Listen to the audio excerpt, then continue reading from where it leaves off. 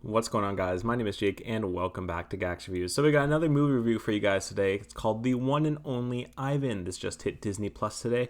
Before we get started, I want you guys in that comment section below. Are you going to be checking out The One and Only Ivan? Have you read the book?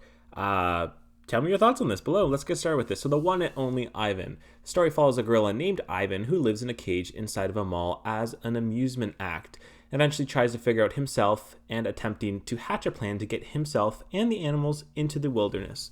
So like I said, I don't really know a ton about this. This is based off of a book, which is also based off of a real life event.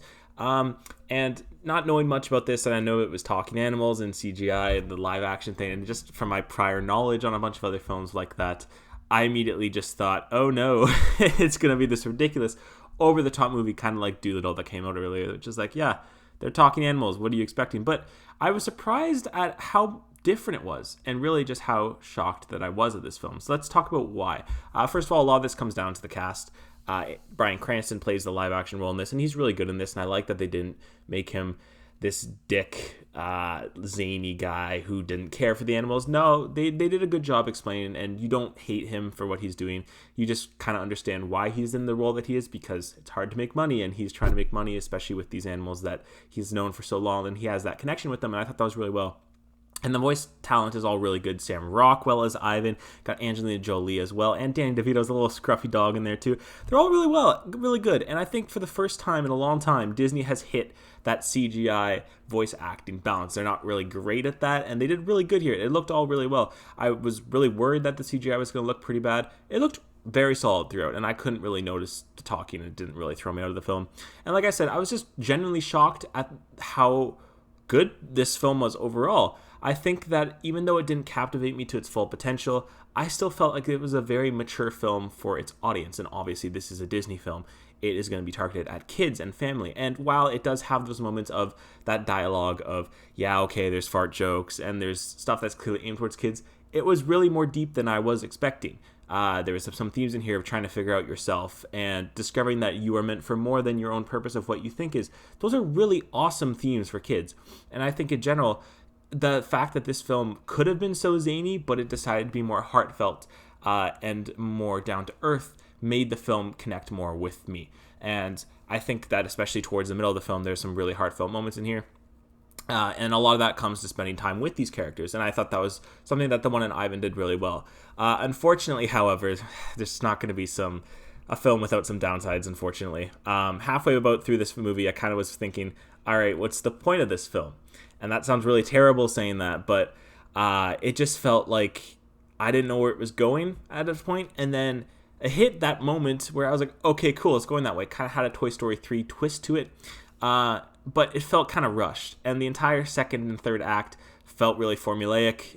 It felt really rushed, and I wish that they spent more time on that second and third act, because those were the beats that really were hitting well with me. And less on that first act. Even though I enjoyed what they were doing, I feel like if they fleshed out that second act and third act a bit more, and it felt less rushed, it probably could have had a better impact on me.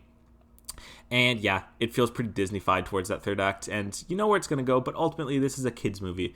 And I think for a kids movie, does it do its job at being heartfelt, entertaining people, and having very solid messages? And I think, yeah, it hit all three. And while I'm clearly not the target audience for this, I think it's a win for Disney Plus, especially with that god-awful Artemis Fowl that came out earlier this year. This is a good movie for Disney Plus, and while it didn't exceed my expectations, it actually met my expectations. Or not even, really, it did exceed my expectations, because I didn't really have much going into it. I thought it was a good movie overall. I'm not going to remember much of it, obviously, in the future. It's not the most... a film that's going to leave an implant on you, but for what it has with its themes and its morals, its voice acting is really good, its acting in general, it's a really solid movie, and I'm going to give The One and Only Ivan a 3 out of 5. Yeah, that about wraps up for this video. I kind of want to talk about what the future of this channel is going to hold coming up. I got a bunch of videos planned out next week because we're wrapping up the Tenet. The question is if I'm going to be able to see Tenet. I have my tickets booked, but I am looking at the theater capacity because I'm not trying to go to stacked theaters. So I don't know when I'll have my review up for it. It could be as early as Wednesday night. It could be Thursday. It could be Friday. I don't know. It's kind of the way the world's going to work. With that, I'm going to bring a couple other videos around Tenet too. Kind of just talk about Tenet because this is the most anticipated movie for me of the year. But yeah, I'm excited. I'm excited to see Tenet out, and DC Fandom is also this weekend, so I'm going to be trying to get some videos out on that. I don't know what exactly I'm going to be doing. Trying to tweak with a live stream, possibly doing that. If not, you'll see a bunch of other videos on the main stuff that comes out. If trailers drop, you're going to get reactions from that sort of thing. So exciting stuff coming in the next couple weeks.